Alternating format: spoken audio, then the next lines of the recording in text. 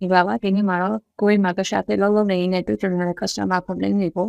ဘယ်လိုမျိုးပုံစံနဲ့ဖြေရှင်းလဲဆိုတာနဲ့ပတ်သက်ပြီးတော့အများကြီးသိမှာဖြစ်ပါတယ်။ကိုယ်မှာကရှာတဲ့3နှစ်ကျော်ရည်တည်လာတဲ့အခါကျမအတွက် customer ဆိုတာက order လာတဲ့သူတွေတက်တက်မဟုတ်တော့ပါဘူး။သူတို့ရဲ့တနေ့တာကိုပုံမကောင်းမအောင်ဖန်တီးပေးရတဲ့သူတွေပါ။လောက်ခဏ order မှားဆောင်းရကြတော့မျိုးတွေကျလာတဲ့ customer တွေစစ်ကြကြတာကတဘာဝပဲဖြစ်ပါတယ်။အဲ့ဒီအချိန်မှာကျမတို့ကရှာရတဲ့အဓိကနာကလို့တော့ပြန်လဲဆိုတာပဲဖြစ်ပါတယ်။ order မှာလို့ order နေတဲ့ customer ကိုပြန်ပြီးရှင်းပြနေတဲ့အစားကျမအမြဲတောင်းနေနေတာကတော့ active listening ပါ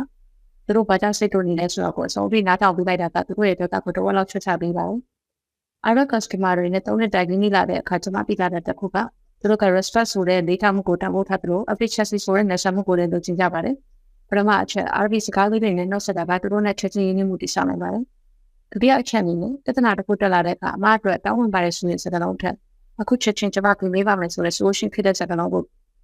သူတို့ကပို့ပြီးတော့မြတ်တတ်ပါတယ်။သုံးနှစ်တာကာလမှာကျမတင်ခဲ့ရတာက customer service ဆိုတာအဆင်ပြေအောင်လုပ်ပေးတာမဟုတ်ဘဲနဲ့သူတို့မျှော်လင့်ထားတာပို့ပေးလိုက်တာပဲဖြစ်ပါတယ်။ဒီခါတလေ tissue ပို့ပေးလိုက်တာ software တွေအပိုထည့်ပေးလိုက်တာကသူတို့ရဲ့တနည်းကတော့ပြောင်းလေးနဲ့